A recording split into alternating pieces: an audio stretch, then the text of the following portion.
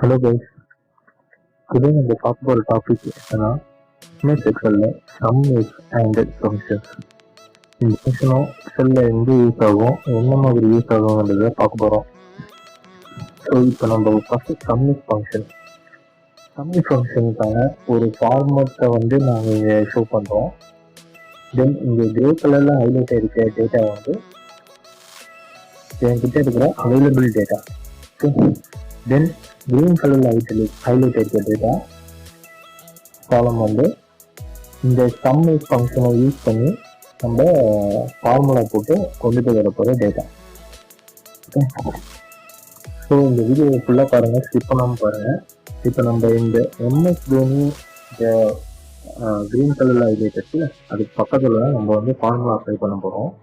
இப்போ வந்து நம்ம என்ன ஃபார்முலா அப்ளை பண்ண போகிறோம்னா ஈக்குவல் டு சம் இஃப்னு கொடுத்து டேப் கொடுத்தோம்னா ப்ராக்கெட் வந்து உங்களுக்கு வரும், ஓப்பன் ப்ராக்கெட் ஒன்று வந்துட்ட பிறகு நீங்கள் வந்து ஃபஸ்ட்டு செலக்ட் பண்ண வேண்டியது ரேஞ்ச்.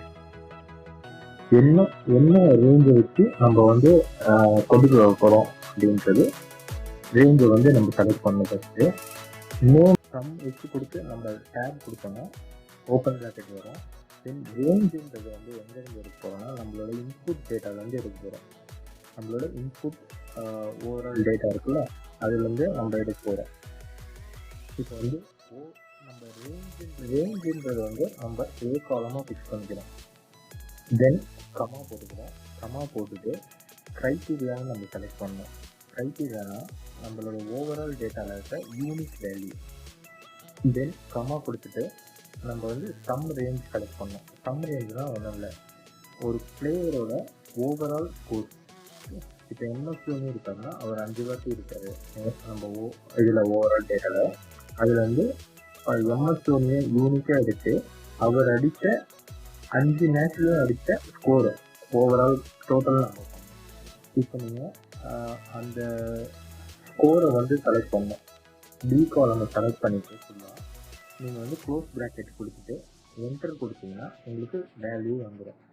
தென் க்ளோஸ் ப்ராக்கெட் கொடுத்து என்டர் கொடுத்தோன்னா எம்எஸ் தோனி 5 மேட்ச்லையும் அடித்த ஸ்கோர் ஓவரால் ஸ்கோர் உங்களுக்கு வந்துடும். ஓகே, தென் நீங்கள் அப்படியே ட்ராக் பண்ணிங்கன்னா கீழே இருக்கிற 2 பிளேயர்ஸ்க்கான ஸ்கோரும் உங்களுக்கு வந்துடும். இந்த மாதிரி தான் சம் இஃப் கண்டிஷனை நம்ம வந்து யூஸ் பண்ணணும்.